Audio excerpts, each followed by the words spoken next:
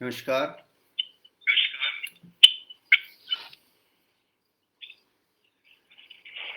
साथियों, योग सप्ताह के छठे दिन आप सबका इस योग दिवस के छठे दिन के कार्यक्रम में आप सबका हार्दिक अभिनंदन, स्वागत। परंपरा के अनुसार हम अपना आज के इस योग दिवस का शुभारंभ हम करने जा रहे हैं। सर्वप्रथम धन्वंतरी स्तवन के साथ सब लोग पीठ सीधी करके बैठ जाएंगे। एक बार ओम का उच्चारण करेंगे।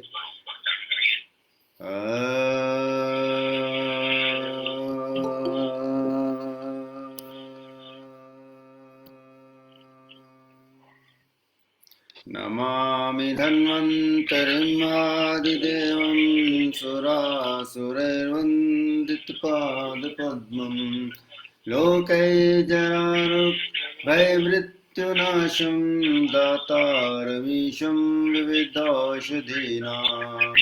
न त्वं काम्ये राज्यं न स्वर्गं न पुनर्भवं कामे दुःखतप्तानां प्राणिनामरतिनाशनम।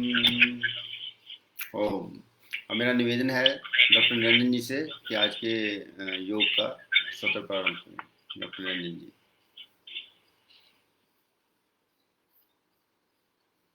नमस्कार।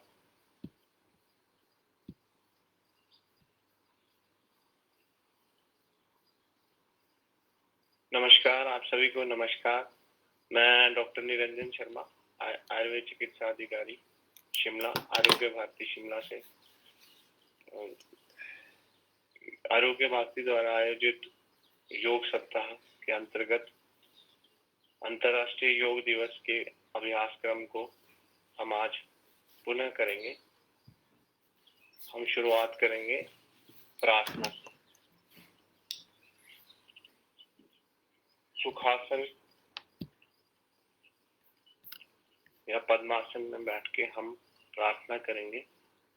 ओम सगच्छं सम्मद्धं संगो मनांसि जानतां देवा भागं यथा पूर्वे संजानाना उपासते। ओम।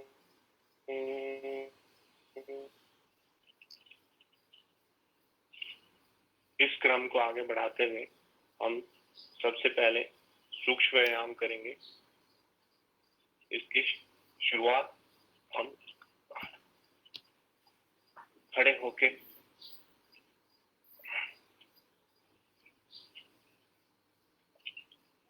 ग्रीवा चालन से करेंगे।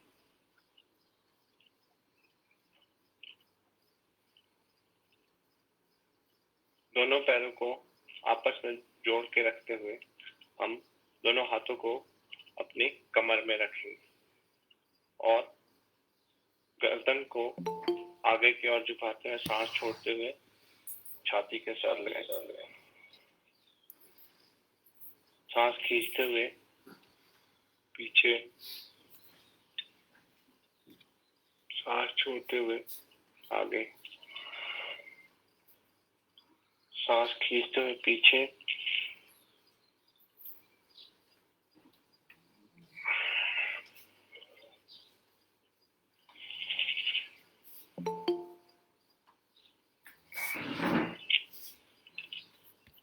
इसी प्रकार ग्रीवा को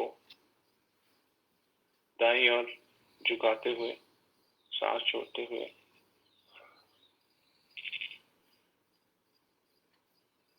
बाईं ओर,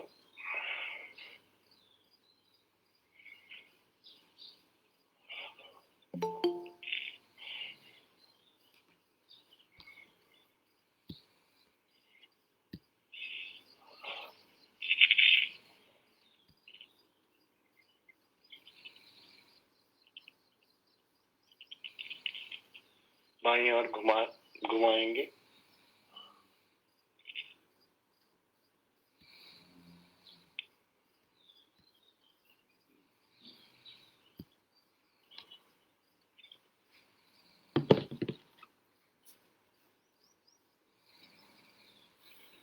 छोड़ते हुए छाती के साथ लगाते सांस खींचते हुए घड़ी की दिशा में घुमाएंगे। सांस छोड़ते हुए आगे, सांस खींचते हुए विपरीत दिशा में।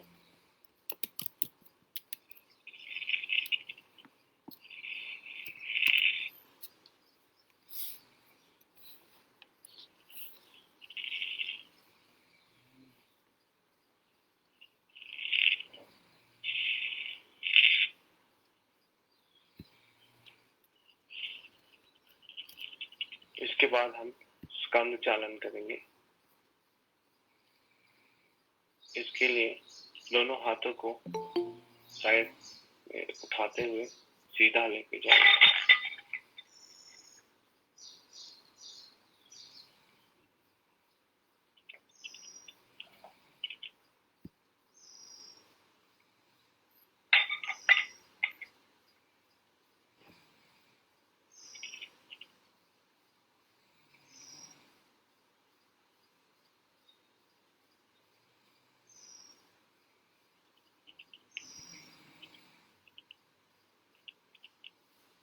दाएं हाथ को दाएं कंधे पे, बाएं हाथ को बाएं कंधे पे, दोनों कोहनी को मिलाते हुए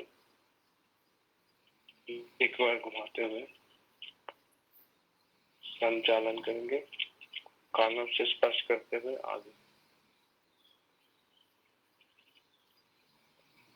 आगे से पीछे की ओर घुमाएंगे।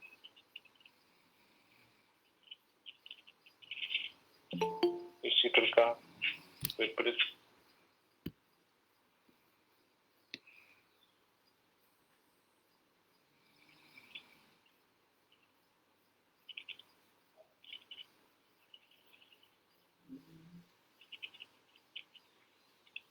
इसी क्रम में हम अगला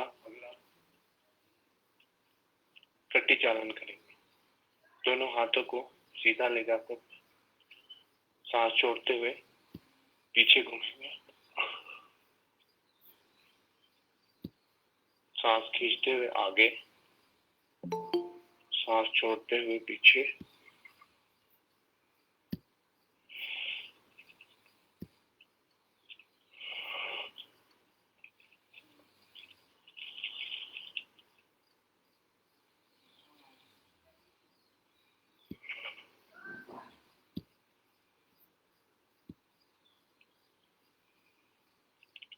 इसी क्रम में हम अगला करेंगे घुटना चालन।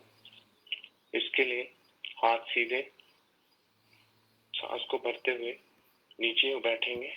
कुर्सी पे बैठते हैं जैसे। ध्यान रहे हाथ और कंधे आपके स्ट्रेट होने चाहिए, पीठ सीधी होनी चाहिए।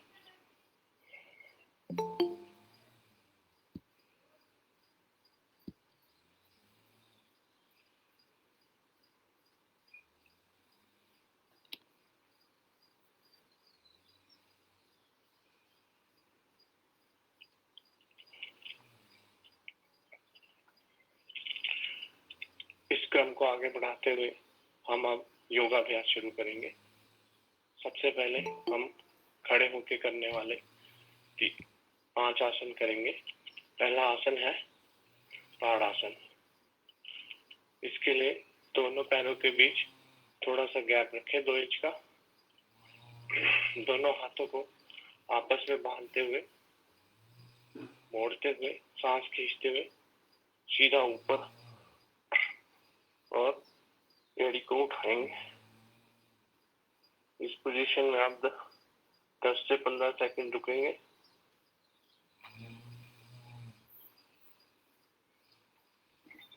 सांस छोड़ते हुए वापस।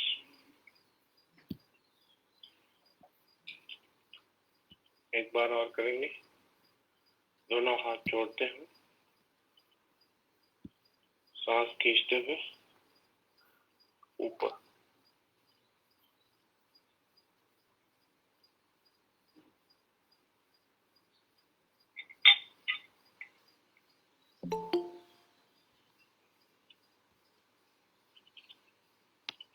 नेक्स्ट आसन है वृक्षासन।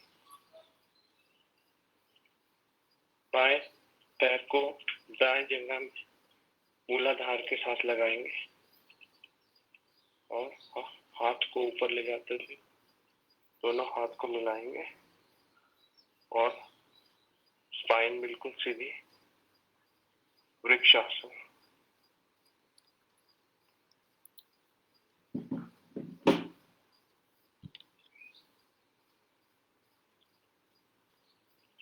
इसको दूसरी साइड करेंगे। दाएं पैर को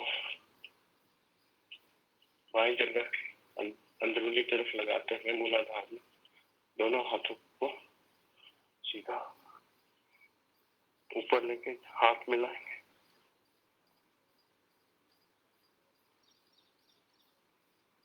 धीरे धीरे हाथ छोड़ते हुए, ये था वृक्षासन। नेक्स्ट आसन है पादहस्तासन। सांस खींचते हुए दोनों हाथों को ऊपर ले जाएंगे। सांस छोड़ते हुए शरीर को आगे झुकाते हुए दोनों पैरों को पकड़ेंगे।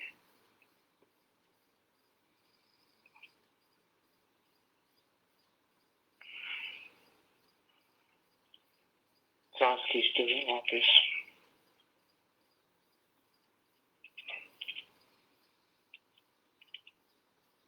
एक बार और करेंगे। दोनों हाथों को सीधा ऊपर, सांस छोड़ते हुए आगे की ओर झुकेंगे।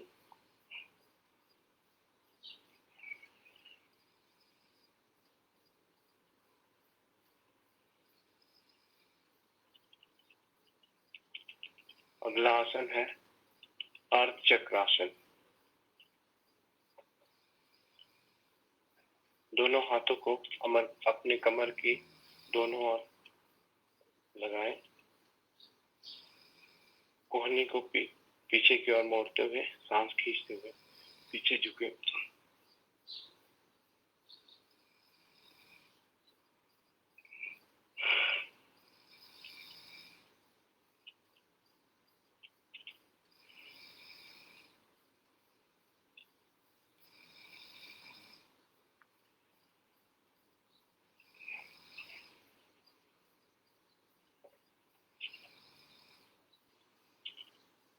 नेक्स्ट आसन है त्रिकोण आसन। दोनों हाथों को सीधा ऊपर ले जाएं। दाएं पैर को दाएं दिशा में ले जाते हुए हाथ को नीचे ले जाते हुए पैर के अंगूठी को पकड़ेंगे और दूसरा हाथ सीधा ऊपर और ऊपर सीधे बीच वाली उंगली की हाथ देखेंगे। ये त्रिकोण आकार बनता है त्रिकोण आसन।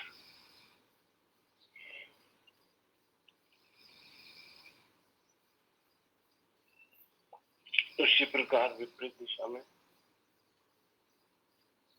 बाईं ओर करेंगे।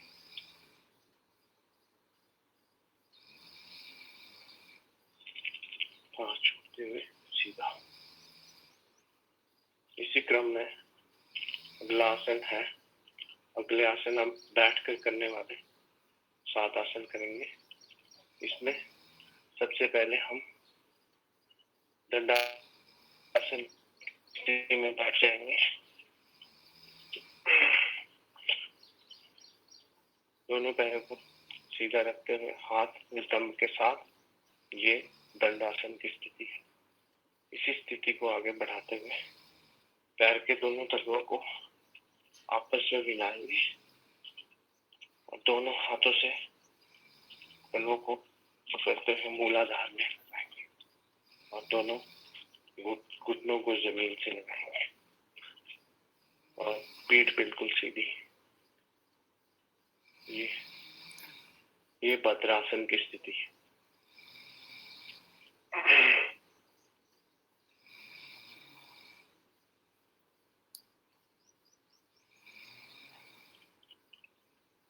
इसी स्थिति में नेक्स्ट आसन है वज्रासन। इसके लिए हम पहले दंडासन की स्थिति में वापस आएंगे और बाएं पैर को घुमाते हुए नितंब के नीचे दबाएंगे। बाएं पैर को घुमाते हुए बाएं नितंब के नीचे और पीठ बिल्कुल सीधी। ये वज्रासन की स्थिति है।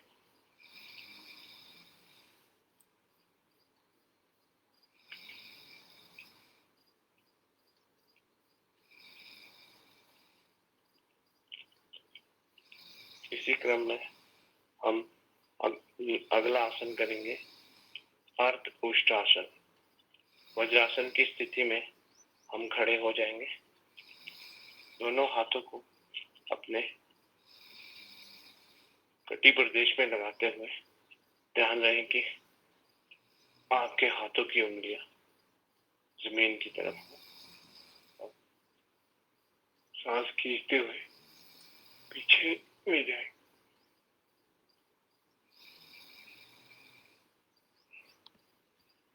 ये अर्धउष्टासन की स्थिति है।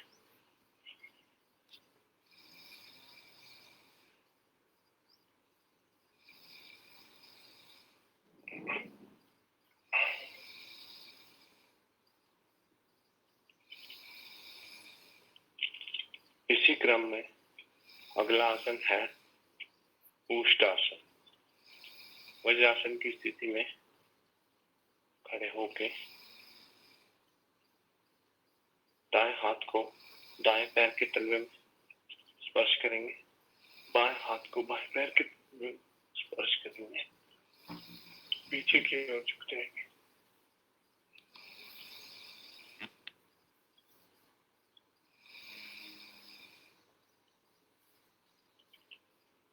ये है उष्टासन। एक बार और दोहराएंगे।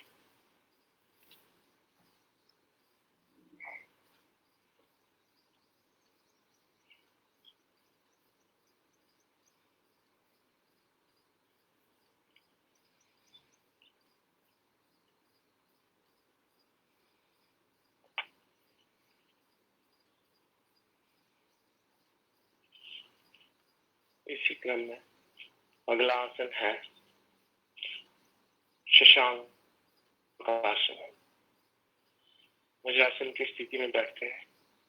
दोनों घुटनों को थोड़ा फैलाएं।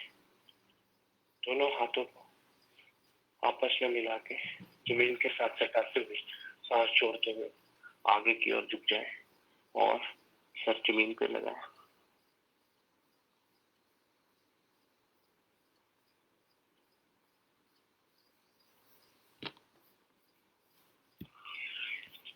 इसी स्थिति में वापस आएंगे। एक बार दोबारा शशांक आसन। ये खरगोश की आकृति बनती है, इसलिए इसे शशांक आसन नाम दिया गया।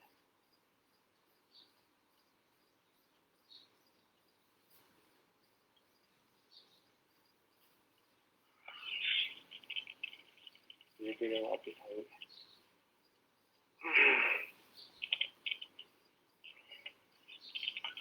इससे अगला आसन है उत्तान मंडूकासन। वज्रासन की स्थिति में दोनों पैरों को पूर्णतः फैलाएंगे। दाएं हाथ को दाएं कंधे के पीछे की ओर लगाते हुए बाएं हाथ को बाएं कंधे के पीछे की ओर लगाते हुए पीठ बिल्कुल सीधी।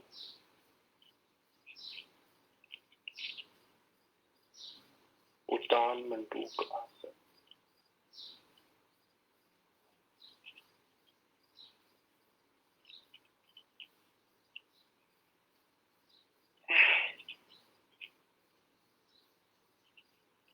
इसी क्रम में अगला आसन है वक्रासन। हम दंडासन की स्थिति में पुनः बैठ जाएंगे। बाएं पैर को बाएं घुटने के साथ लगाते हैं। दाएं हाथ को दाएं पैर लगाते हुए पीछे की ओर झुक जाएंगे।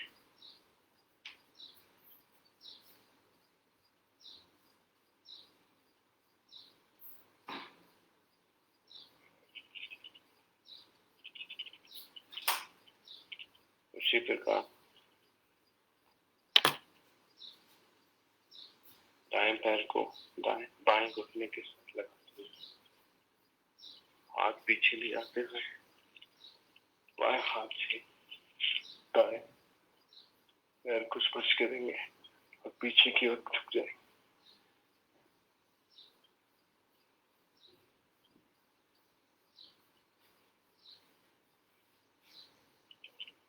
ये वक्रासन की स्थिति।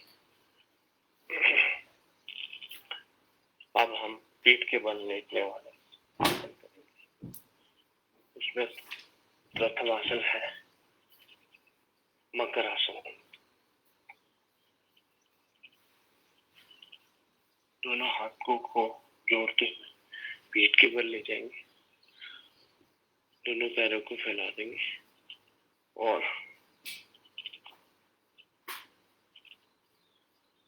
अपने ठोड़ी को हाथों के साथ सटा के उल्टा ले जाएंगे।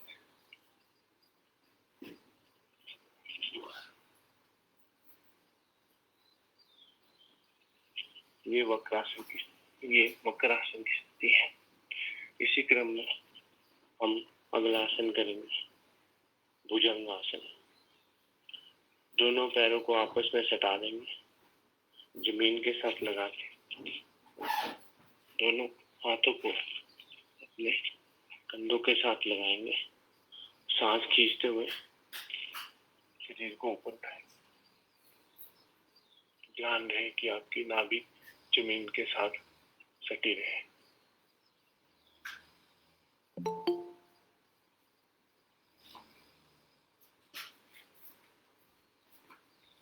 एक बार पुनः दोहराएंगे।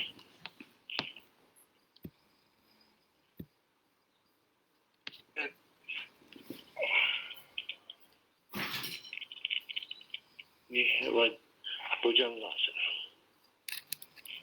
इसी स्थिति में हम अगला आसन करेंगे शलभासन।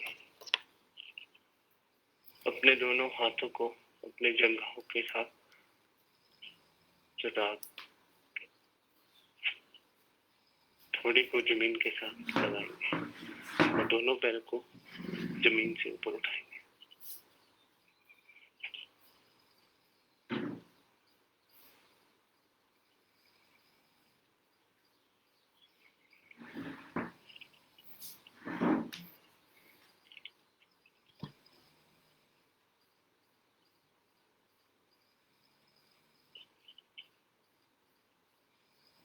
ये थी शलभासन की स्थिति। अब हम पीठ के बल लेटने वाले आसन करेंगे। इसमें प्रथम आसन है सेतु बंध आसन। दोनों पैरों को नितंब के साथ लगाते हैं। दाएं हाथ से दाएं पैर की एड़ी को पकड़ेंगे, बाएं हाथ से बाएं पैर की एड़ी को और छाती को ऊपर उठाते हुए सेतु की आकृति बनती है। इसे सेतु बंध आसन।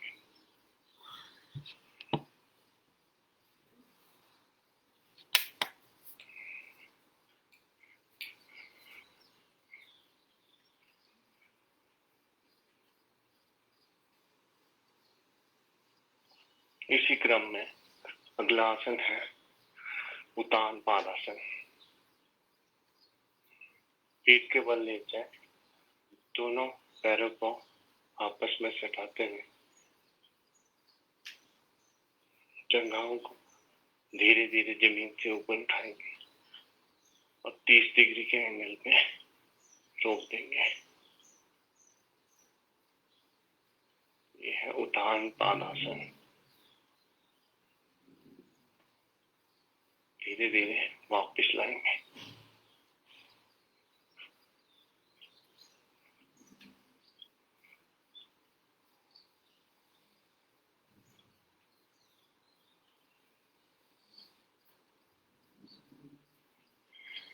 इससे अगला आसन अर्ध हलासन। उतान बांध आसन की स्थिति में आगे उठाते हुए हम सीधे 90 डिग्री के एंगल में जंघाओं को उठाएंगे।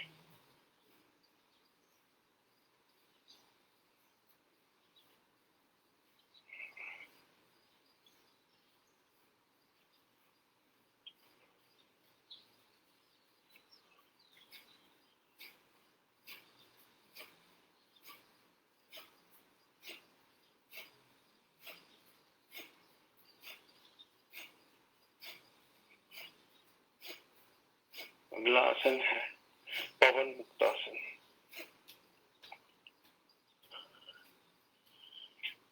दोनों टांगों को मोड़ते हुए दोनों हाथों से पकड़ेंगे और ठोड़ी को घुटने के साथ लगाएंगे।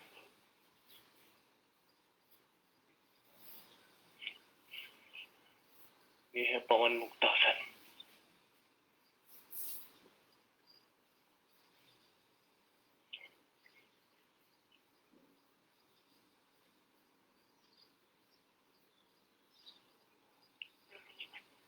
नेक्स्ट आसन है शवासन।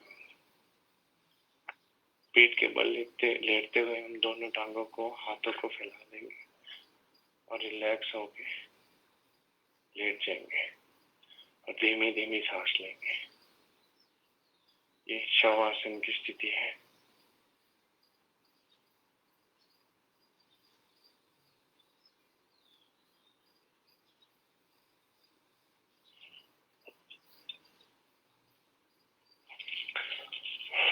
तो आज हमने पुनः योग दिवस पर आयोजित होने वाले योग प्रोटोकॉल का अभ्यास किया।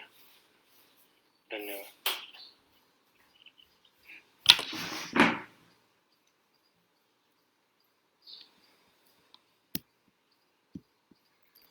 धन्यवाद डॉक्टर निरंजन जी।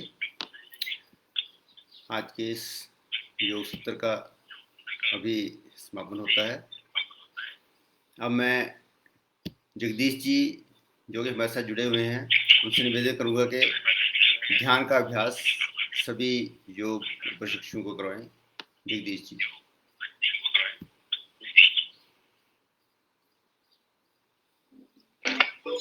हरिओम।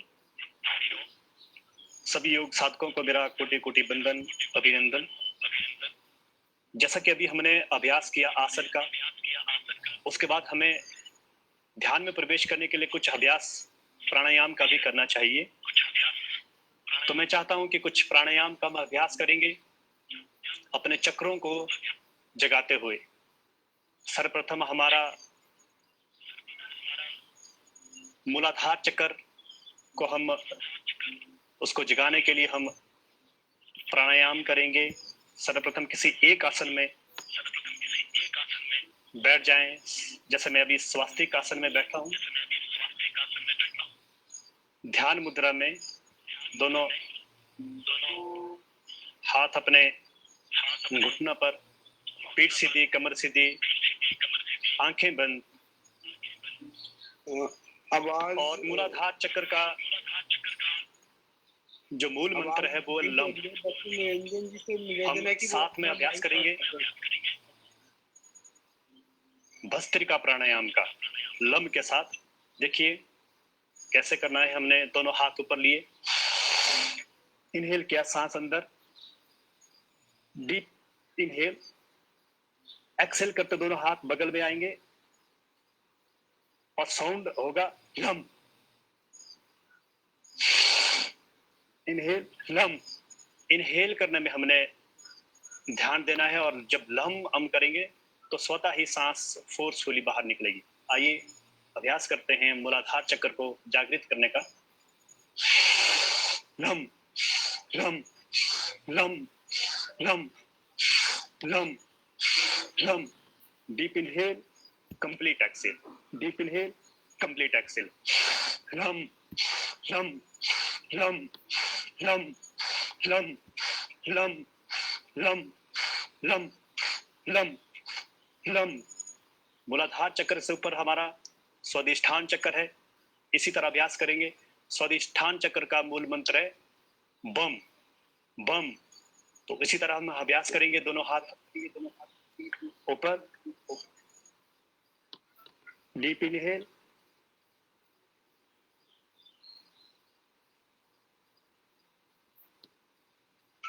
बम, inhale, exhale, inhale, inhale, exhale,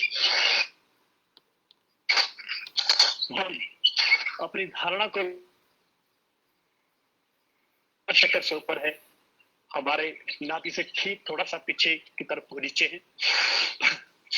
बम बम बम बम बम बम। Deep exhale, deep inhale, complete exhale, exhale exhale exhale exhale exhale. स्वादिष्ठान चक्र से ऊपर हमारा मणिपुर चक्र है और मणिपुर चक्र का जो बीज मंत्र है वो है रम। आंखें बंद है हमारी और उसी तरह हम अभ्यास करेंगे रम का, और साथ में हम अभ्यास कर रहे हैं भस्त्रिका प्राणायाम का। दोनों हाथ ऊपर, रम रम रम रम रम रम रम रम रम रम रम रम रम। Deep inhale, complete exhale, exhale exhale exhale exhale exhale. हमारा हृदय के पीछे चक्र है अनाहत चक्र, जिसका मूल मंत्र है यम यम यम। डीप इनहेल, दोनों हाथ ऊपर, यम यम यम यम यम यम यम यम यम यम यम। Deep inhale, complete exhale, exhale exhale exhale exhale exhale. हमारे कंठकूप के पीछे विशुद्धि चक्र है और विशुद्धि चक्र का बीज मंत्र है हम हम हम। इस तरह अभ्यास करेंगे भस्त्रिका का। इनहेल, हम हम हम हम हम हम हम हम हम हम हम हम। Deep inhale,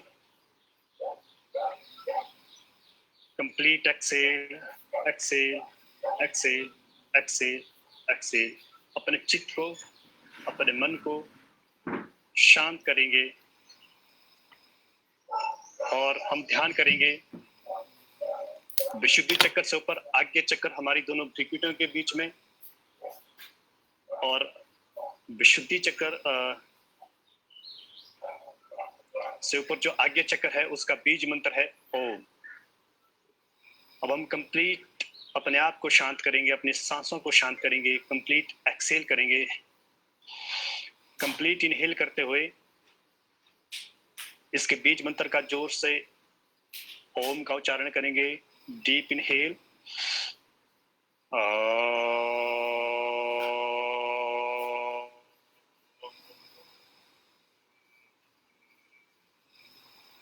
complete exhale exhale exhale exhale. सब शांत हो रहा है। Deep inhale,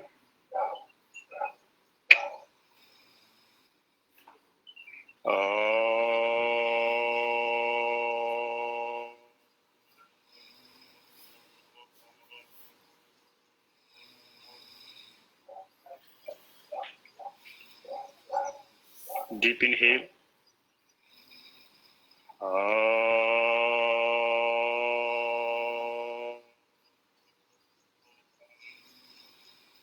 complete exhale exhale exhale. देश बंधस्य चितस्य धारणा, देश बंध चितस्य धारणा। अब हम धारणा करेंगे अपनी दोनों भ्रुकुटियों के बीच में। हम धारणा करेंगे किसी भी एक ऑब्जेक्ट की। हम धारणा करेंगे भगवान सूर्य की। अपने चित्त को हम अपने भ्रुकुटियों के बीच में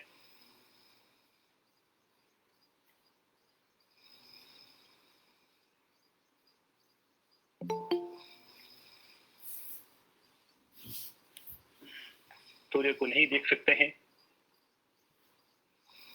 उसमें इतना तेज है, अलौकिक तेज है, उसी को हम देख रहे हैं।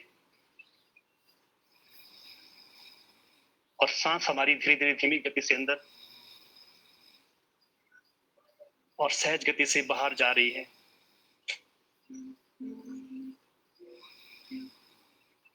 उस भगवान सूर्य का हम चित्र बना रहे हैं अपने भ्रुकुटियों के बीच में।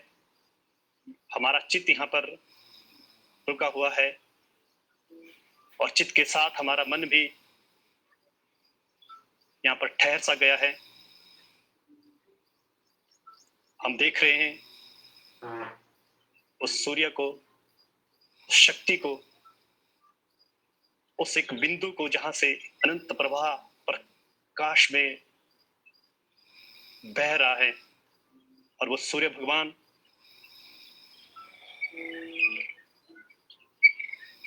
एक रथ में बैठे हैं और रथ के आगे जो 7 घोड़े हैं सफेद रंग के, हम उसको अनुभव कर रहे हैं।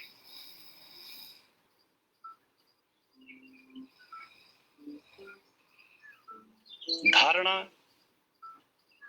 कंसंट्रेशन और ध्यान, मेडिटेशन। धीरे धीरे हम जैसे जैसे हमारी धारणा तीव्र होती जाएगी, ध्यान स्वतः घटित होता जाएगा। और जब हम लंबे समय से, जैसे इससे पहले हमने आसनों का अभ्यास किया, तो आसनों से हमारे शरीर में स्थिरता आती है। स्थिर सुखम आसनम। जब हमारे शरीर में स्थिरता आती है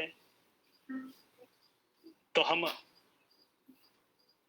स्थिर सुखम आसनम, किसी एक आसन में बैठने के काबिल हो जाते हैं। और उस आसन में हम लंबे समय तक बैठे। ध्यान कभी एक घड़ी का नहीं है। एक घड़ी में भी आपका ध्यान लग सकता है, 2 घड़ी में भी लग सकता है, और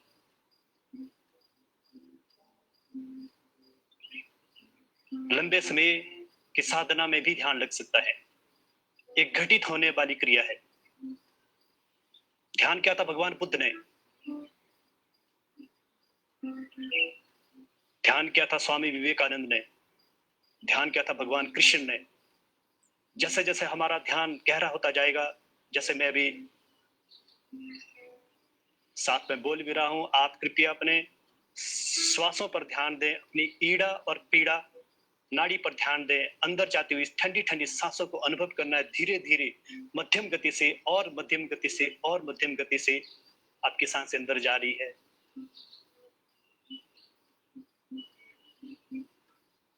और बाहर हमारा अंदर से लोभ, मोह, क्रोध,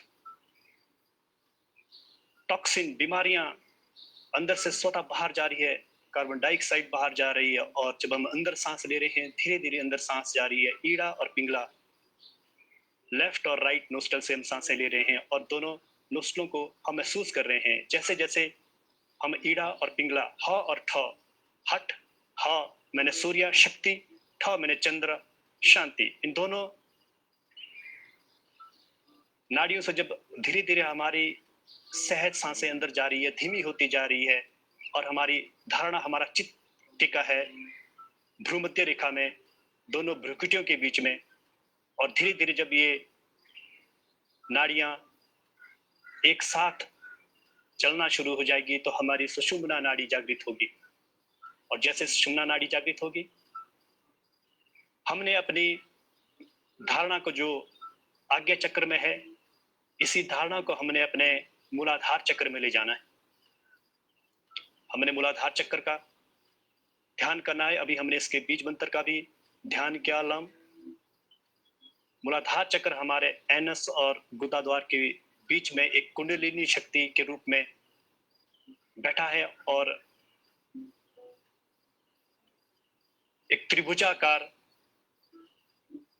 एक सर्प की भांति वहां पर हमारी शक्ति है। उस पर ध्यान ले जाते हुए धीरे धीरे उस शक्ति का हमने आरोहण करना है। अपनी सांसों पर ध्यान केंद्रित करते हुए इन्हेल करते हुए मध्यम गति से इन्हेल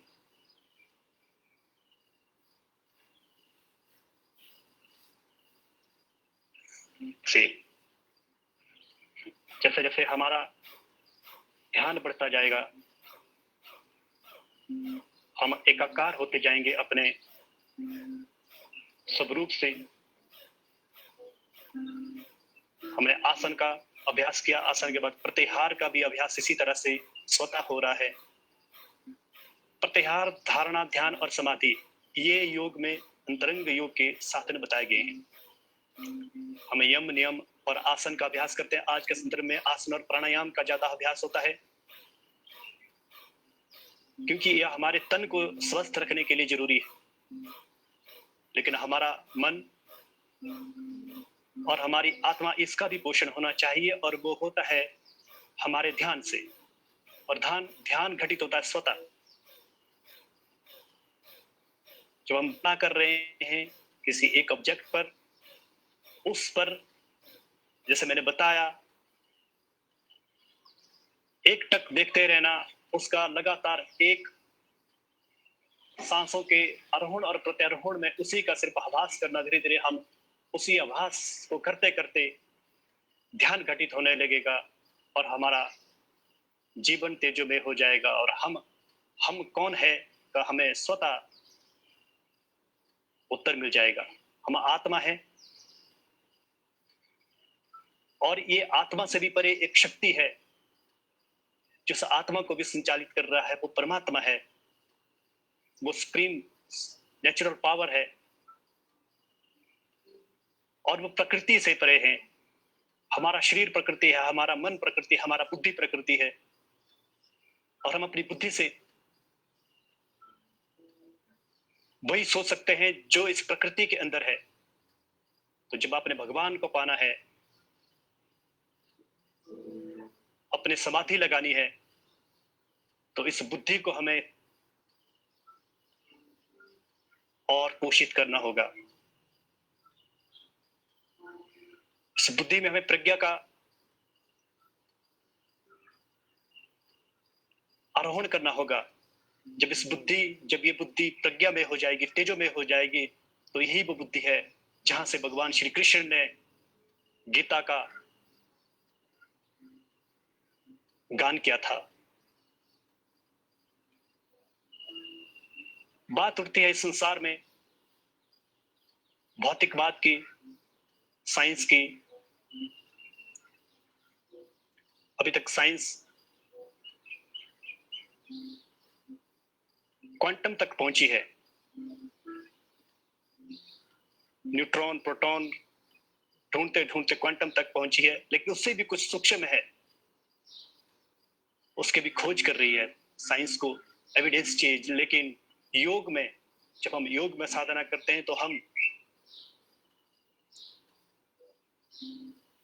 उस परमात्मा से शुरू करते हैं और धीरे धीरे हम ऊपर से नीचे की ओर आते हैं और अपने शरीर को समाधस्थ करते हैं।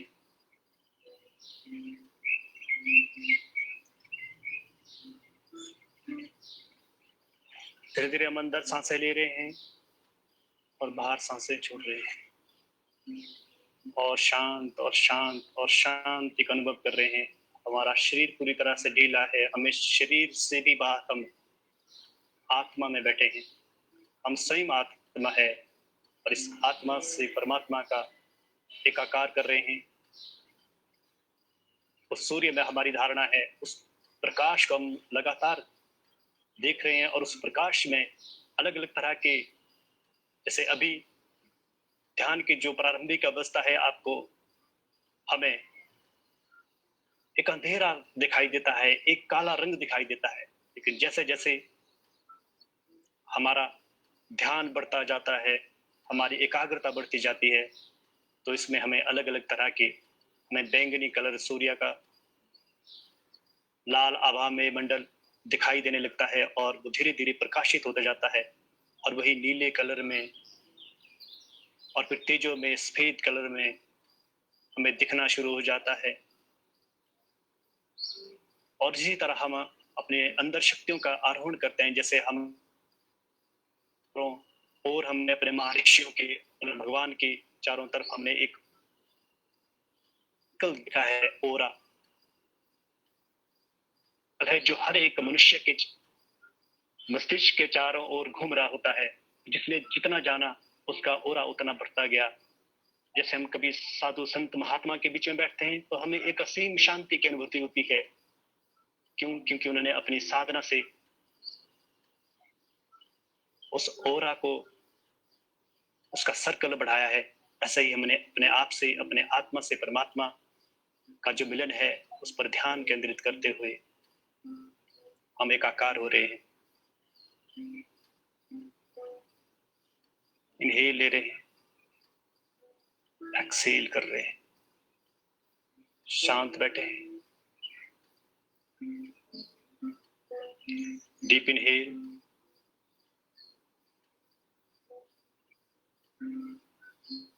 Complete exhale, exhale, exhale, exhale, exhale, exhale, exhale, exhale. हमारे जीवन में हमें दिन में 24 घंटे मिलते हैं, जिसमें से हम 16 घंटे काम करते हैं और 8 घंटे में हमें सोना भी होता है। और उसमें से भी अगर हम 6 घंटे की नींद लें और 2 घंटे का हम ध्यान करें तो हमारे जीवन में एक बैलेंस बनेगा। इस भौतिक बात भरी जिंदगी में हम ध्यान को भूल गए हैं और हम परेशान हैं, हम बेचैन हैं।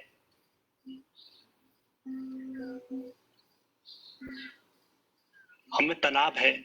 उस तनाव से मुक्ति पाने के लिए ध्यान एक बहुत ही महत्वपूर्ण चीज है, जिसको हम आज के संदर्भ में हमारे पास समय नहीं है, हम नहीं करते हैं। जिस तरह से खाना, सोना जरूरी है। अगर आप 4 दिन तक नहीं सोएंगे तो 5वें दिन आप पागल हो जाएंगे।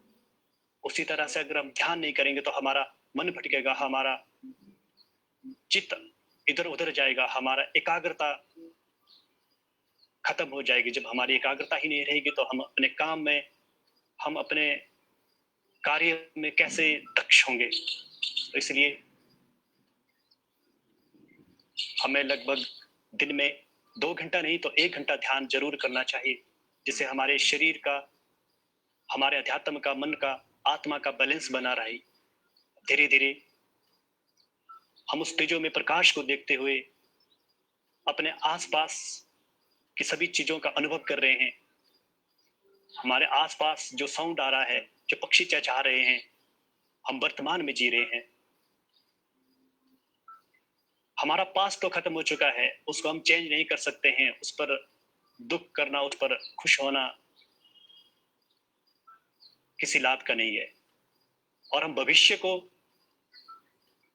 बारे में भी नहीं सोच सकते। भविष्य जो होगा सो होगा, लेकिन हम वर्तमान को ठीक करेंगे। जब हम वर्तमान में जी रहे हैं, अभी हम इस वक्त जहां है, अगर इसको हमने ठीक कर दिया तो इसके 4 गुना भगवान हमें देगा। जो भी हम कार्य करते हैं, जो भी हम इस शरीर से आह्वान करते हैं, वही हमें अनंत 4 गुना होके वापस मिलता है। हमारे चारों ओर के वातावरण को महसूस कर रहे हैं। धीरे धीरे अपने शरीर में हम वापस आ रहे हैं।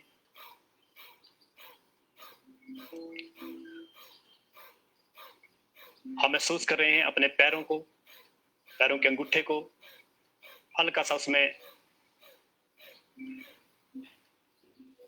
हिलाने की कोशिश करनी है। हमारे घुटनों पर हमारा ध्यान जा रहा है।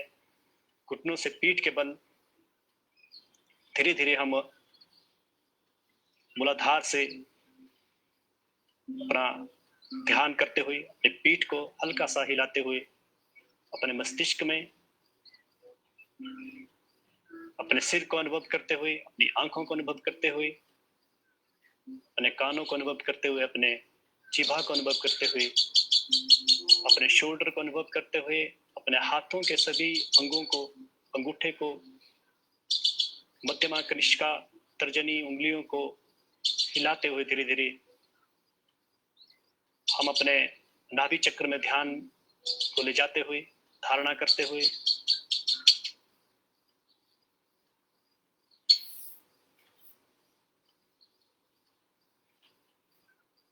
अपना राइट हाथ अपने हिप पे उस धड़कन को महसूस करते हुए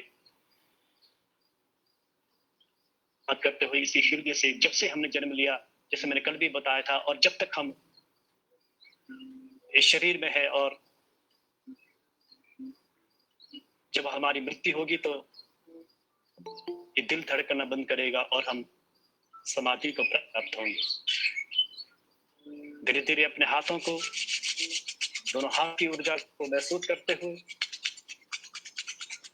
जो अभी हमने अपने शक्तियां ग्रहण की,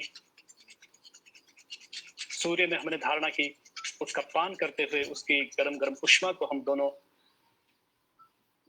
आंखों में पान करते हुए, अपने गले को मालिश करते हुए, दोनों हाथ ध्यान मुद्रा में एक लंबी गहरी सांस करते हुए हम ब्रह्मनाद का उच्चारण करेंगे, ओमनाद का उच्चारण करेंगे और अगले 70 के लिए हम तैयार। डीप इनहेल,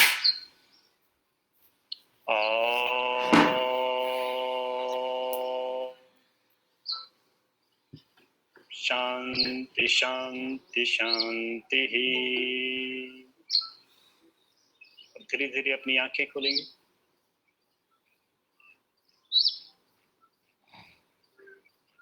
हरिओम, धन्यवाद। धन्यवाद योगाचार्य जगदीश जी, आज के इस ध्यान सत्र के लिए आपका आभार। अब हम बिना समय गंवाए अगले सत्र की ओर बढ़ते हैं। आज हमारे साथ जिनका हमें आज मार्गदर्शन प्राप्त होने वाला है, डॉक्टर ओमराज शर्मा जी। डॉक्टर ओमराज शर्मा जी मंडी से हैं। CCRS में असिस्टेंट डायरेक्टर के पद से रिटायर्ड हैं। वर्तमान में एक अपनी मंडी में हॉस्पिटल इनका है, उस हॉस्पिटल में कार्य करते हैं। आरोग्य भारती का दायित्व है इनके पास। मैं डॉक्टर ओमराज जी से निवेदन करूंगा कि अपना मार्गदर्शन हमें दें। डॉक्टर ओमराज जी।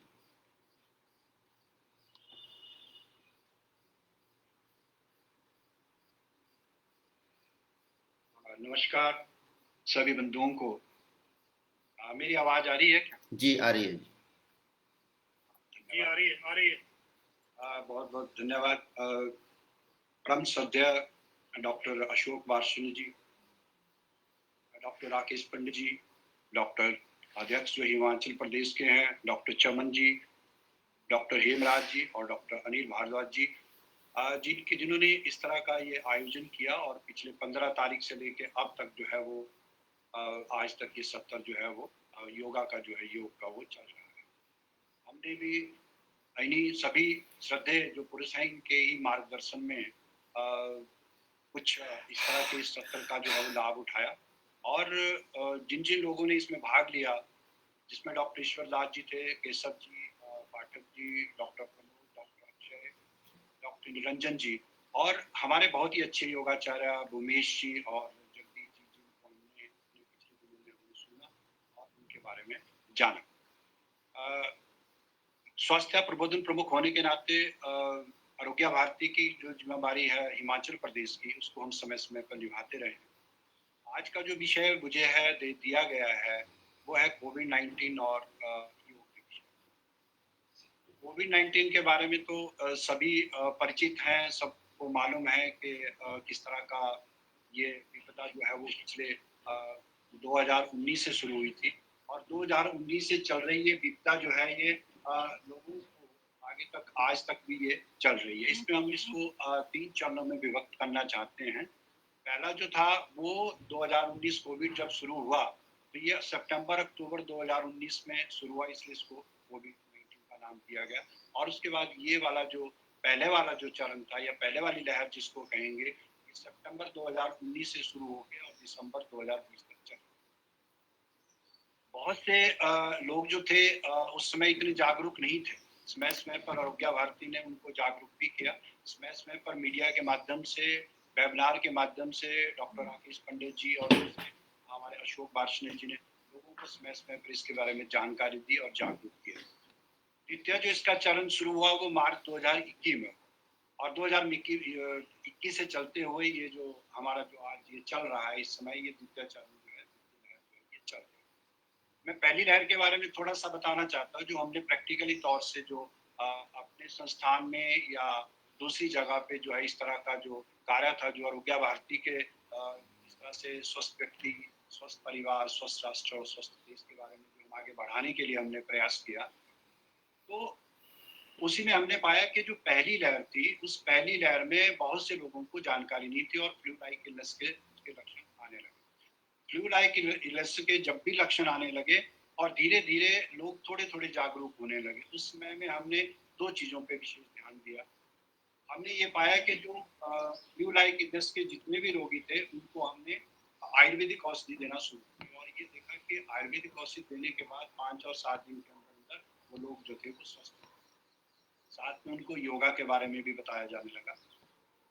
इसी तरह से इस तरह से हमने बहुत से लोगों के ऊपर ये परीक्षण किया और उसमें यहाँ बताना बड़ा उचित समझता हूँ कि हालांकि उसके बाद से आयुष मंत्रालय ने और स्वास्थ्य विभाग ने बहुत से प्रोटोकॉल जारी किए और उन्हीं प्रोटोकॉल को लेकर ही आगे बढ़ना बहुत जरूरी था, क्योंकि ये सरकार की तरफ से विशेष निर्देश भी था कि आप उसी प्रोटोकॉल में रह के आयुर्वेदिक औषधों के बारे में जो हमने प्रथम जो लहर थी उसमें बहुत से रोगियों के ऊपर जो इस्तेमाल किया, उसमें हमने एक मिश्रण वाली औषध को इस्तेमाल किया जो मैं आपके साथ शेयर करना चाहता हूँ। एक फिफाटोर नाम की एक औषध थी, उसको हमने पहले 3 दिन तक 2 गोली सुबह दोपहर शाम और अगले 2 दिन के लिए 2 गोली सुबह शाम।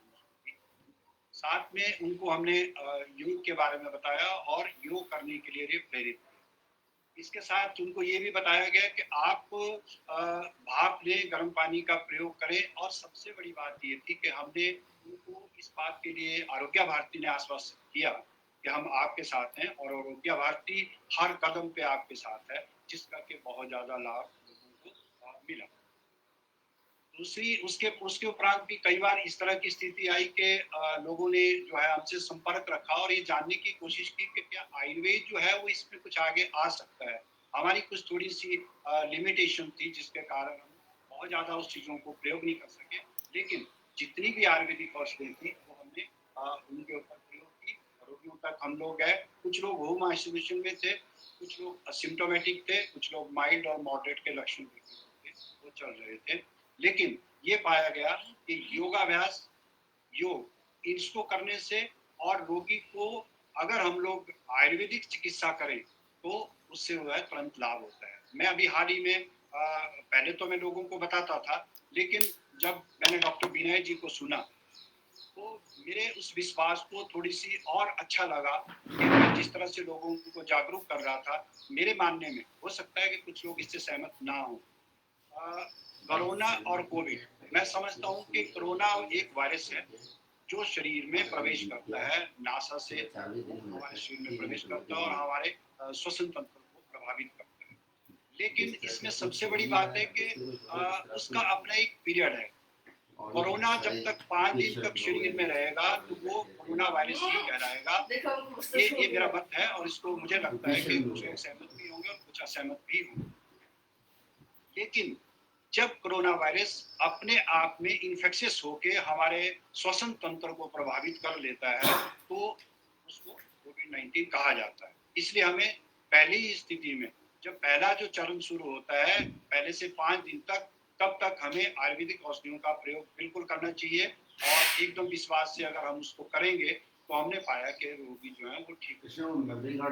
उसमें जो सबसे बड़ी बात हमने देखी है कि उसमें ज्यादातर 85% लोग जो थे वो आयुर्वेदिक औषधि, जिस तरह से प्रोटोकॉल में बताया गया था, सुदर्शन घनवटी, संजीवनी और इस तरह की जो कॉम्बिनेशंस आती हैं, हमने तो कॉम्बिनेशन में उसका प्रयोग किया है और हमने ये पाया कि ज्यादातर रोगी जो है वो उस औषध लेने से ठीक हो गए। साथ में योग और गर्म पानी का प्रयोग, काढ़ा और क्वा, जो आयुष का क्वा था, वो भी एक वैलिडेटेड और साइंटिफिक एविडेंस के साथ जो था वो लोगों के बीच में था।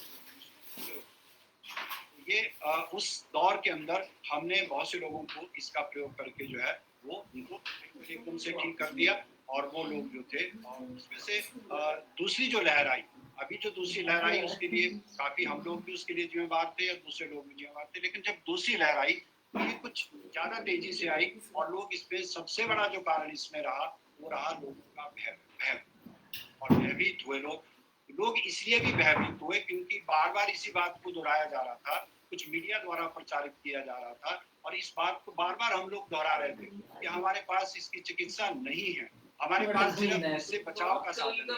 और यही मैसेज जो था उन लोगों के और लोग अपना तबड़ी में दौड़ना शुरू हो गए। उनको ऑक्सीजन की कमी होगी, हॉस्पिटल में एकदम से जगह कम होगी, और लोग जो थे वो टेलीफोन से अपने चिकित्सक से संपर्क करने लगे, लेकिन चिकित्सक भी उनकी उतनी सहायता नहीं कर पाए।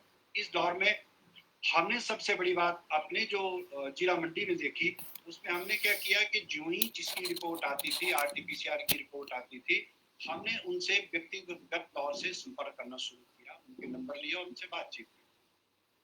सबसे पहले हमने ये पाया कि वो जो भी लोग आरटीपीसीआर के पॉजिटिव आते थे, उनको एक चीज का एहसास हो जाता था कि अब हमारे पास कुछ नहीं है। अब मतलब आरटीपीसीआर पॉजिटिव होने का मतलब है कि अगला कदम जो है वो मृत्यु की तरफ जाने वाला है। तो इस तरह से जो स्थितियां उत्पन्न हुई, उन स्थितियों में हमने उन व्यक्तियों से व्यक्तिगत तौर से उनसे संपर्क किया, अपने पार्षद महोदय के माध्यम से संपर्क किया, अपने जो आशा वर्कर थे उनके उससे संपर्क किया, और सबसे बड़ा जो कार्य आरोग्य भारती ने मंडी में किया वो कार्य ये था कि उनकी लिस्ट से उनका फोन नंबर लेके उनसे व्यक्तिगत तौर से संपर्क किया। हमने पाया कि व्यक्ति इतना ज्यादा परप्लस है या इतना ज्यादा भयभीत है कि जब भी हमने उनसे बात की तो उनमें से बहुत से लोगों ने तुरंत रोना शुरू कर दिया और ये बताया कि हमारे पास सब कुछ आ रहा है। तो सबसे बड़ी जो बात है जिसको हम योग कहेंगे, योग का अर्थ भी यही है कि किसी को अपने साथ जोड़ना, जब कब ध्यान, उसके बारे में बहुत से लोग जानते थे इसके बारे में योग किया जाए, योग क्या होता है, मीडिया में प्रचारित था, लोग जानते थे लेकिन लोग करते नहीं थे, क्योंकि जीवन शैली का सबसे बड़ा जो रोग आजकल है, जीवन शैली की वजह से जो रोग बढ़ रहे हैं उससे लोग बहुत ज्यादा परेशान हैं। उनको ये मालूम ही नहीं था कि ऐसा समय आने वाला है जिसमें कि हम लोग ये करेंगे। हमारे जो कुछ संस्थान थे, कुछ लोग थे, योगाचार्य थे, उन लोगों ने काफी लंबे समय से लोगों को जागरूक किया, उनको अपने टीवी के माध्यम से या दूसरे माध्यम से। उसमें बहुत से लोग संस्था है, चाहे वो स्वामी रामदेव जी की संस्था हो, चाहे आर्ट ऑफ लिविंग की संस्था हो, चाहे हमारा CCRYN हो, चाहे दूसरे जितने भी हमारे हिमालय वाली ये हमारी फाउंडेशन है, ये वो सब लोगों ने अपने अपने स्तर पे प्रयास किया। लेकिन कहते हैं कि जैसे आयुर्वेद में कहा गया है कि जब तक कोई कारण नहीं हो तो कार्य नहीं होता, और यही स्थिति यहाँ पे आई कि लोग जानते हुए भी उन्होंने अपने जीवन में योग को समावेशित नहीं किया, और उसका नतीजा ये हुआ कि लोग जब भयभीत हुए तो बहुत ज्यादा परेशान हुए। एक इसमें सबसे बड़ी बात हुई कि 2014 में हमारे एक प्रधान सेवक जो थे, उनके हाथ में एक बागडोर आई भारतवर्ष की। मैं उनकी दुर्दशा पर 2 शब्द कहना चाहता हूँ। वो व्यक्ति सारे जीवन में योगी रहे, उन्होंने अपने आप योग को अपनाया, अपने जीवन को, अपनी जीवन शैली को जिया। 2014 में जब उन्होंने भारत की सत्ता को संभाला तो उनकी दूरदर्शिता इस चीज से झलकती है कि उन्होंने सबसे पहले आते ही योग को अंतर्राष्ट्रीय स्तर पर ले जाने का एक प्रयास किया, और प्रयास ही नहीं, उसको अंतर्राष्ट्रीय स्तर पे वो ले भी गए। और जिसका मैं ये समझता हूँ कि भारतवर्ष की जो जनता है, 135 करोड़ यहाँ की पॉपुलेशन होने के बावजूद भी 4 करोड़ लोग आज तक संक्रमित हुए हैं, और में से तकरीबन 3 लाख लोगों की मृत्यु हुई है। अगर हम दूसरे देशों की तुलना करें तो हमारे इस देश में, भारतवर्ष में 3 लाख लोगों की मृत्यु होना जो है वो बहुत छोटा आंकड़ा है, ये मैं समझता हूँ। इसके पीछे अगर हम जाएंगे तो इसके पीछे माननीय नरेंद्र भाई मोदी जी का एक दूरदर्शिता वाला जो उनका ये था विचार कि उन्होंने लोगों को जागरूक किया, अंतर्राष्ट्रीय योग दिवस के ऊपर लोगों को जागरूक किया। और सबसे बड़ी बात है कि योग के साथ उन्होंने आयुर्वेद को पूरे भारतवर्ष में, पूरे विश्व में एक पहचान दिलाने की कोशिश की। ये वाली जो स्थिति आई, अगर ये स्थिति नहीं होती तो हम लोग ये बात को अच्छी तरह से समझ सकते हैं कि अगर इस तरह का उन्होंने प्रयास नहीं किया होता तो आज भारतवर्ष में मृत्यु की संख्या बढ़ जाती, संक्रमित लोगों की संख्या बढ़ जाती। ये बहुत ही अनुसंधान का विषय है, ऐसा मैं समझता हूं। और ये अगर हम इसके ऊपर अनुसंधान करें तो ये पाएंगे कि जिन लोगों के जीवन में संस्कृति, जो भारतीय संस्कृति थी और भारतीय जो मूल्य थे, उनकी वजह से, आयुर्वेद की वजह से और उसके साथ साथ योग की वजह से आज जो इतने कम लोग जो है वो संक्रमित हुए हैं। मैं समझता हूँ इसका पूरा श्रेय जो है भारतवर्ष के चिकित्सक, चाहे वो आयुर्वेदिक हो, चाहे एलोपैथिक हो, चाहे किसी भी पद्धति से हो, उन सब पद्धति के लोगों को इसका जो है वो जाता है और ये श्रेय उनको जाना भी चाहिए। तभी हम लोग जो है आज इतनी बड़ी लहर होने के बावजूद भी हम लोगों ने अपने आप को जो है वो रोक लिया है। और अब तीसरी लहर के बारे में भी एक चर्चा जो हो रही है, ये तीसरी लहर की मैं ये समझता हूँ कि हो सकता है कि ये तीसरी लहर आए और बहुत तेजी से आए, और हो सकता है कि कम भी आए। उसके लिए हमें प्रयास जारी रखनी चाहिए। आयुर्वेद को, योग को और आयुर्वेद के जितने भी चिकित्सक हैं उन सबको दूसरे चिकित्सकों के साथ मिल बैठ के, क्योंकि भारतीय विधा है, मेरा उन सभी चिकित्सकों से भी अनुरोध रहेगा, चाहे वो किसी भी विधा से हो, किसी भी पद्धति से हो, वो हमारे साथ मिलके काम करें, हम लोग मिलके काम करें। इस आयुर्वेद की विधा को हम विश्व में ले जाएं, और इस आयुर्वेद की विधा को अगर हम विश्व में ले जाएंगे और विश्व के पटल पे ले जाएंगे, क्योंकि आज स्थिति ये हो गई है कि पूरा विश्व जो है वो भारत की तरफ देख रहा है। भारत को विश्व गुरु करने के लिए तैयारी पे है, लेकिन उसके लिए हमें प्रयास करने चाहिए। सबसे बड़ा कारण जो अगर हम देखें इस रोग को बढ़ने का, मैं 5 मिनट और लूंगा, मुझे मालूम है कि हम पहले धीरे से चल रहे हैं। अंततः क्या होता है कि आदमी के शरीर की अपनी एक प्रकृति है, अपने अंदर बहुत कुछ कर रहा है, जैसे अभी जगदीश जी ने भी कहा और हमारे योगाचार्य ने भी कहा, एक बाह्य प्रकृति है। बाह्य प्रकृति, अंत प्रकृति में हम लोगों को एक समावेश, एक सामंजस्य बना के चलना पड़ता है। लेकिन हमारे दिमाग में, या जितने भी भारतवर्ष के लोग थे उनके दिमाग में एक बहुत बड़ी बात आ जाती है कि धन उपार्जन कर लिया जाए और धन इकट्ठा कर लिया जाए, और धन इकट्ठा करने के बाद अगर कोई रोग आता भी है तो उस रोग का हम बिल्कुल सही पैसे देके या कहीं भी प्राइवेट में या गवर्नमेंट में अपनी चिकित्सा करवा लेते हैं। लेकिन इस कोरोना काल ने जो सबसे बड़ी बात की वो ये बात थी, उसने ये सिद्ध कर दिया कि किसी भी तरह का आपके पास अगर धन भी है और हेल्थ नहीं है, स्वास्थ्य नहीं है, आपकी जीवन शैली के बढ़ते हुए रोग हैं, तो आप किसी भी तरह से अपने आप को बचा नहीं सकते हैं। ये भी इस कोरोना काल ने लोगों को ज्ञान दे दिया, लोगों को बता दिया कि आपको अपनी जीवन शैली को बदलना बहुत ही जरूरी है। दूसरी बात, ये जो प्रचारित हुआ, लोगों के मन में विश्वास था कि हम लोग पैसा देके अपना ट्रीटमेंट करवा लेंगे, लेकिन बहुत से लोगों ने जब हमसे संपर्क किया, पूरे देश और विदेश से कई लोगों ने, हमारे जो मित्र थे उन्होंने संपर्क किया कि आप बताएं कि हम क्या करें। और वो इतनी असहनीय स्थिति हो गई कि उनका पैसा भी धरा रह गया और उनको हॉस्पिटल में कहीं भी कोई एडमिशन नहीं मिली। इसलिए बहुत ही जरूरी है कि हम प्रकृति के साथ, बाह्य प्रकृति के साथ, अंत प्रकृति के साथ हम सामंजस्य बना के चलें, उस प्रकृति का भी ध्यान रखें और अंत प्रकृति का भी ध्यान रखें, जिसमें कि आयुर्वेद ने आचार संहिता के बारे में बोला है। योग में भी इस तरह से बहुत सी धारणाएं मिलती हैं, अगर हम उनका प्रयोग करें। और सबसे पहले जितने भी चिकित्सक हैं उनको ही अपने जीवन में इसको धारण करना पड़ेगा, और वो जब तक वो धारण नहीं करेंगे तब तक वो लोगों को मैसेज नहीं जा पाएगा। ये बहुत ही महत्वपूर्ण जो बात है। और दूसरी, इसके लिए मैं जो कहना चाहता हूँ कि सबसे बड़ा जो इस रोग को बढ़ाने में और डराने में जो लोगों का सहयोग रहा है, वो सबसे बड़ा सहयोग रहा है मीडिया पर्सन्स का, मीडिया का, जिन्होंने बार बार बहुत सी ऐसी चीजें दिखा दी जो चीजें लोगों को दिखानी नहीं थी, और उसमें ऑक्सीजन की कमी और लोगों का दौड़ना और भागना, बिस्तर का ना मिलना, इस तरह की स्थितियां जो भारतवर्ष में कुछ लोगों ने या तो जानबूझ के की, या कुछ लोगों ने लोगों को भ्रमित करने के लिए की, जिससे कि लोग बहुत से ज्यादा भ्रमित हुए। एक विचार उनके मन में था कि हम लोग, आयुर्वेद कोई चिकित्सा नहीं है, एलोपैथी कोई चिकित्सा नहीं है, सरकार उसको बचाव के लिए कह रही है, लेकिन उनकी कोई इस तरह का कोई ऑथेंटिक ट्रीटमेंट नहीं था जिससे उनका बचाव किया जा सकता। तो इस तरह से अब मैं समझता हूँ कि आरोग्य भारती ने इस कालखंड में आरोग्य भारती ने बहुत ही अच्छी पहल की, और बहुत पहले से ही इस तरह के वेबिनार आयोजित किए, जगह जगह डॉक्टर राकेश पंडित जी, हेमराज जी, डॉक्टर अशोक वार्ष्णेय ने लोगों को जागरूक करते रहे समय समय पे। आरोग्य भारती मंडी भी इस पे कार्य करती रही। अभी मैं हाल ही में सुन रहा था कि पिछले कल डॉक्टर जो हमारे डॉक्टर अजय जी हैं, जो पीजीआई में जो वहाँ पे कार्यरत हैं, अक्षय जी, ये बहुत जरूरी है कि आयुर्वेद को अगर आगे ले जाना है तो उसके लिए अनुसंधानीय कार्य करने की बहुत आवश्यकता है।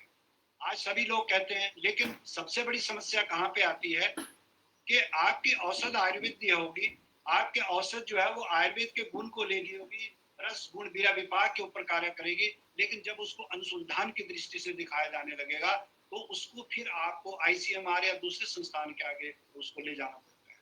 और जब उसको वहां ले जाना पड़ता है तो सबसे बड़ी समस्या क्या हो जाती है कि वो उसको WHO के या दूसरे पैरामीटर पे उसको करने की आवश्यकता समझते हैं। मैं यहाँ बता देना बहुत ही जरूरी समझता हूँ कि हमारा जो चिकित्सा करने का आयुर्वेद में जो तरीका है वो है बात पित्त कफ, और उसको लेके उसके पैरामीटर अलग हो सकते हैं। पंजाब में रहने वाले व्यक्ति की प्रकृति अलग है, हिमाचल में रहने वाले की अलग है, बंगाल में रहने वाले की, केरला में रहने वाले की अलग है। लेकिन आज तक भारतवर्ष में हम उन्हीं पैरामीटर्स पे काम करते आ रहे हैं जो WHO ने रिकमेंड किया। आपका लिपिड प्रोफाइल है, आपका फास्टिंग शुगर है, और बहुत से चिकित्सक जानते हैं कि उन्होंने देखा है कि हमारे जब 90 का दशक था तो 90 के दशक में शुगर जो थी उसका पैरामीटर आपका 140 था, लेकिन घटते घटते घटते वो जो था वो आज 100 पे आ गया।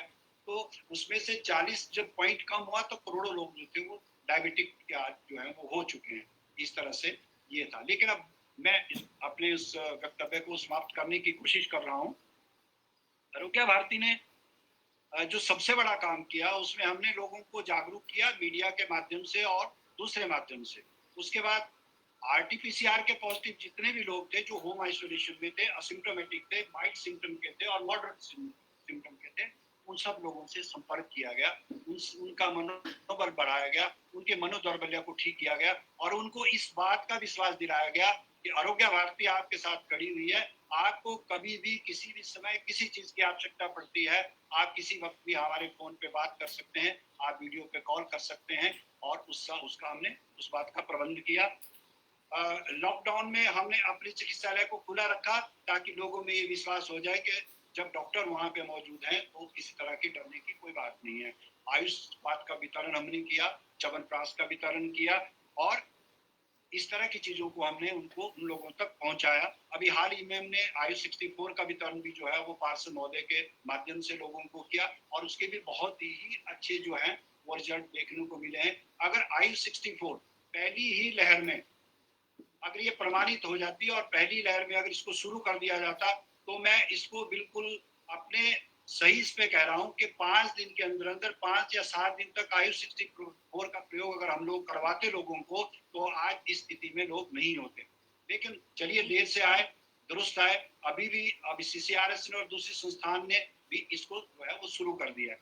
चौथी बात है कि योग प्राणायाम जब हम लोग कहते थे, हमारे योगाचार्य करते थे कि आप मकरासन कीजिए, आप प्राणायाम कीजिए, आप भ्रामरी प्राणायाम कीजिए, तो लोग उसके ऊपर विश्वास नहीं करते थे, लोग उसको करते नहीं थे। लेकिन जब वैज्ञानिक आधार उसका आने लगा, जब बाहर से चीजें आने लगी, जैसे कि आयुर्वेद भारतवर्ष में है, लोग विश्वास नहीं करेंगे, लेकिन आयुर्वेदा जब बाहर से आएगा वो विश्वास कर लेंगे। उसी तरह से योग जब भारत में है और योग के लिए गुरु है भारत हमारा और यहाँ पे बड़े बड़े विद्वान और बड़े बड़े योगाचार्य हैं, तो लोगों ने उस पर विश्वास नहीं किया। लेकिन जब मकर आसन को प्रोन वेंटिलेशन के नाम पे उसको किया गया तो प्रोन वेंटिलेशन के बारे में लोगों को ज्यादा जानकारी होगी, लेकिन मकर आसन की नहीं होगी। ये हमारा ड्यूटी बनती है कि जितने भी लोग हैं, जो भी योगाचार्य हैं, वो मकर आसन के बारे में लोगों को बताएं। मकर आसन तो पहले भी था, लेकिन लोगों को ये मालूम होने लगा कि वो मकर आसन जो है उसको करने से बढ़ता है। भ्रामरी प्राणायाम करने से, वो वैज्ञानिकों ने जब ये कहा अपने रिसर्च पेपर में, कुछ हमारे पहले भी वक्ता ने कहा कि आपका नाइट्रिक ऑक्साइड बनता है। मुझे डॉक्टर विनय जी का अभी भी वो वक्तव्य याद है कि उन्होंने कहा था उस समय में पहले 5 दिन में, ये मैं बिल्कुल विशेष तौर से सब लोगों को बता देना चाहता हूँ कि अगर पहले 5 दिन में आपको हल्का सा बुखार आता है, 99 से लेकर आपको 100 तक की टेम्परेचर रहती है, तो आपको पैरासिटामोल का प्रयोग नहीं करना है, आपको उस बुखार को नहीं उतारना है, आपको आयुर्वेदिक औषध का इस्तेमाल करना है। अनिल जी बस 2 मिनट लूंगा, मैं इसको बंद करूंगा जी अपने वक्तव्य को, मुझे मालूम है। तो उसको नहीं लेना है। और आपको आयुर्वेदिक औषधि क्वाथ और दूसरी जो भी औषधि है नाइसिक्स्टी4 है 5 दिन तक उसका इस्तेमाल करना है। उसके बाद अगर आपको लगता है कि आपका एसपीओटी लेवल जो है वो कम हो रहा है, ऑक्सीजन लेवल 93 से नीचे जा रहा है, तो आप जो है वो हम लोग चिकित्सक की वो ड्यूटी है कि हम लोग उनको गाइड करें, वो आगे उस पर जाएं और मेडिकल कॉलेज हॉस्पिटल में अपनी चिकित्सा करें। तीसरा आता है पोस्ट कोविड का। पोस्ट कोविड में भी आयुर्वेद की भूमिका बहुत ज्यादा है।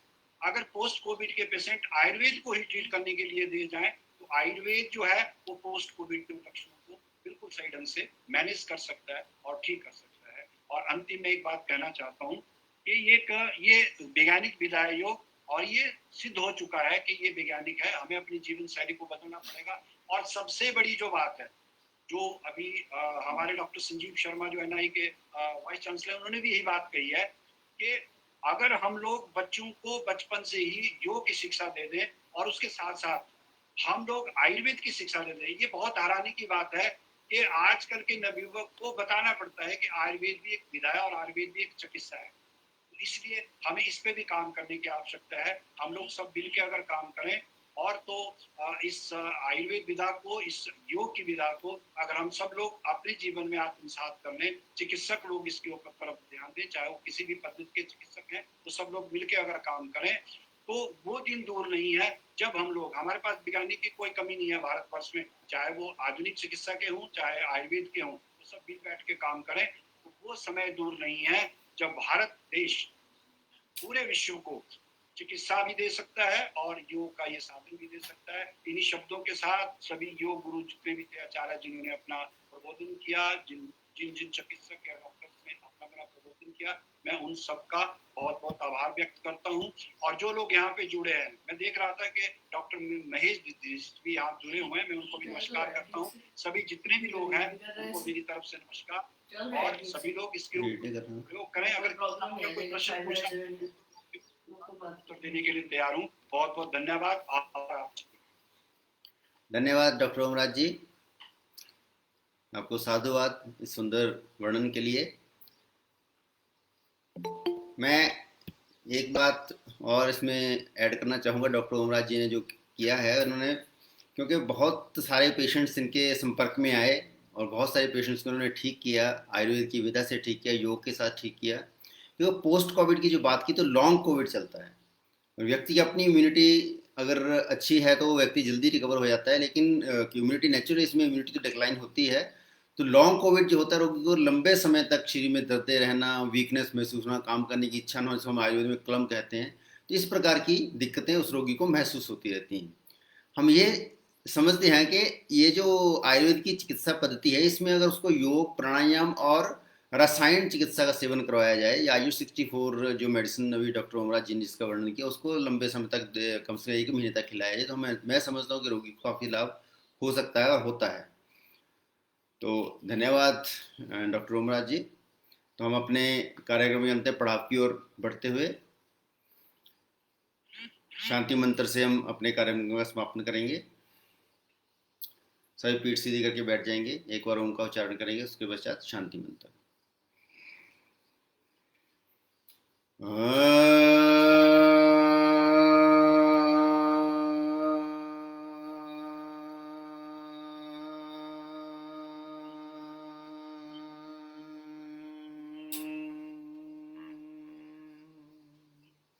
सर्वे भवन्तु सुखिनः, सर्वे सन्तु निरामयः, सर्वे भद्राणि पश्यन्तु, मा कश्चित् दुःखभाग् भवेत्। ॐ द्यौ शान्तिः, अन्तरिक्षद्वं शान्तिः, पृथिवी शान्तिरापः शान्तिः, अन्तरिक्षद्वं शान्तिः, पृथ्वी शान्तिरापः शान्तिः, औषधयः शान्तिः, बृहस्पतयः शान्तिः, विश्वे देवा शान्तिः, ब्रह्म शान्तिः, सर्वं शान्तिः, शान्तिरेव शान्तिः, सामा शान्तिरेधि। ओम शांति शांति शांति। सभी का धन्यवाद। हमारे आज के जो मुख्य वक्ता और योगाचार्य रहे, सबका आज के इस कार्यक्रम में समय देने के लिए धन्यवाद। इसके साथ ही हमारा कार्यक्रम समाप्त होता है। धन्यवाद।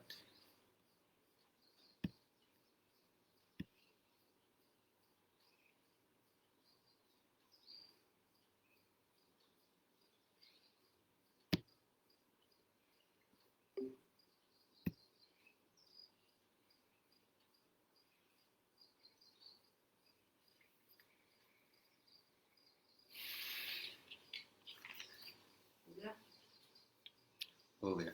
बीच में कार्यक्रम चल रहा था, फिर बोलते हैं। मेरी माइक ऑन किया तो बोली जा रहा था। कौन सा गाना पता नहीं था मैं कौन किया आपने? ये तेरा बच्चा। पापा हाँ, the computer reads the USB as a mass storage device हाँ ठीक है। instead of a USB. Master device ही खोलो सही इसको। डिस्क ड्राइव में ना होना चाहिए ना, लेकिन फाइल में दिख नहीं रहा।